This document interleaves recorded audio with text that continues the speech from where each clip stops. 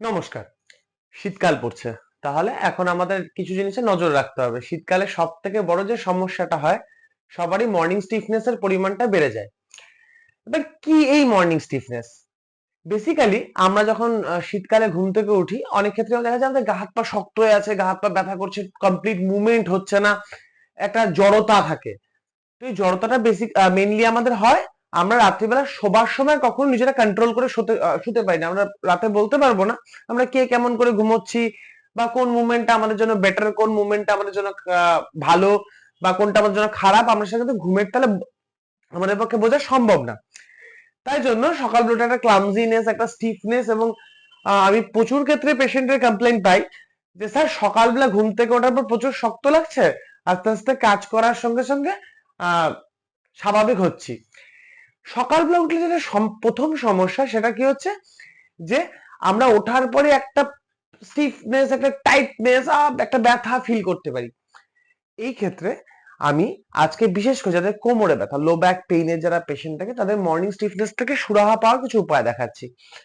Morning stiffness, সকালবেলা আপনি বিছানা থেকে শুয়েছেন, আপনি যখন বিছানা থেকে উঠবেন তার আগে কতগুলো কাজ আপনারা বিছানায় করে উঠবেন। যেরকম কি আপনি শুলেন, ঢাকা সকালে আমরা প্রথমেই লাফিয়ে সোজা হয়ে উঠি।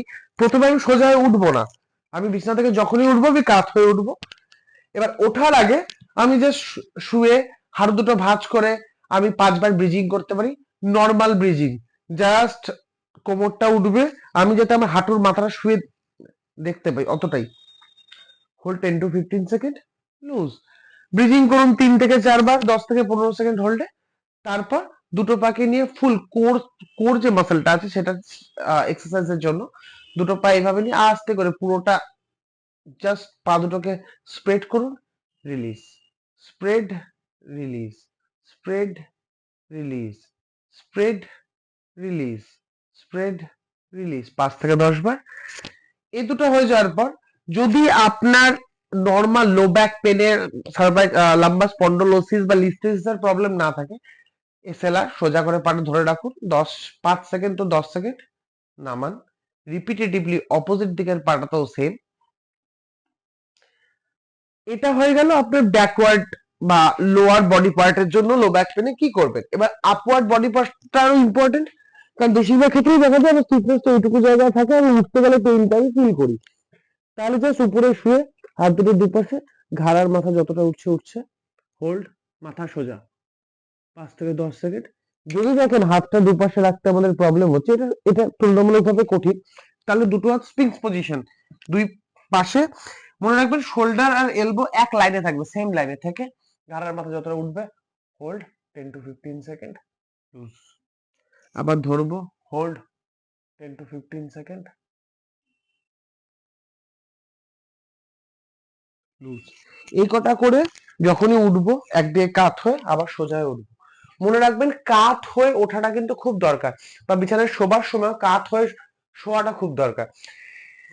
যদি আমি এই কটা ব্যায়াম করতে পারি যে আমি ঘুম থেকে ওঠার পর, তাহলে দেখবেন আপনার যে স্টিফনেস যেটা, সেটা অনেকটাই কম। আর একটা জিনিস মনে রাখবেন যে ওয়াটার ইনটেক কিন্তু শীতকালে একটু দরকার, বেশি হয়ে পড়ে। আমাদের গরমকালে কি আমাদের ঘাম হয়, আমরা জল এমনিতেও বেশি খাই, শীতকালে আমাদের ওয়াটার ইনটেকটা কমে যায়। জল খাওয়াটা একটা মিনিমাম পর্যায়ে অব্দি রাখবেন। যাদের ক্রনিক কিডনি ডিজিজ নেই, সিকেডি নেই, আপনার কিডনির কোনো সমস্যা না থাকলে ওয়াটার কনজাম্পশনটা একটু ঠিকঠাক করে রাখবেন, তাহলে দেখবেন আমাদের মাসেল গুলো তাহলে ঠিকঠাক পরিমাণে জলের ওয়াটার অ্যামাউন্ট পাবে, তাতে আপনার মাসেল ক্র্যাম্প হওয়ার সম্ভাবনা কমবে। আর বাকি আমার লোয়ার লিম্বের জন্য বা আমার কাফ মাসেলের জন্য আমি মাসেল ক্র্যাম্প হলে কি করতে পারি, আমার কাফ মাসেলের ক্র্যাম্পের ভিডিওতে আপনারা দেখে নিতে পারেন। আর এছাড়া তারপর এতটা যখন আপনার হয়ে যাবে, তারপর আপনি বিছনার ধারে বসে পাটা তুললেন, হোল্ড 5 to 7 সেকেন্ড, নামালেন, পাটা তুললেন, হোল্ড 5 to 10 সেকেন্ড, নামালেন। এটা তারপর এই ব্যায়ামটা সাধারণত কেউ বলে না, কিন্তু আমি দেখেছি খুব ভালো এফেক্ট পাওয়া যায়। জাস্ট নর্মালি বসলেন, সিটিং পজিশন নর্মাল, বসে বিছনা থেকে পাটা যাতে আপনার মাটি স্পর্শ করে, মানে পা যাতে হাওয়ায় না থাকে, বসে থেকে জাস্ট আমরা পাতি নর্মালি যে লাথি মারি সেভাবে মেঝেতে 10 থেকে 15 বার এই পায়, 10 থেকে 15 বার এই পায়। এই কটা ব্যায়াম আপনার বিছনা থেকে ওঠার পর সঙ্গে সঙ্গে করুন। আপনার কোমর এবং আপনার কিছুটা হাঁটু তার জন্য অনেক বেটার। যাদের হাঁটুর সমস্যা একটু বেশি আছে তারা এই ব্যায়ামটা তার একটু বেশি জোর দেবেন। পাটা সামনের দিকে করা। আর তার সঙ্গে আমি যে বলছি তার সঙ্গে একটুখানি আপনারা উঠে স্কোয়াট করতে পারেন 4টে বা 5টা। আর এই ব্যায়ামগুলো করলে সকালবেলা যে মর্নিং স্টিফনেসটা আছে সেটা অনেকটাই কম থাকবে। ভালো থাকুন, নমস্কার।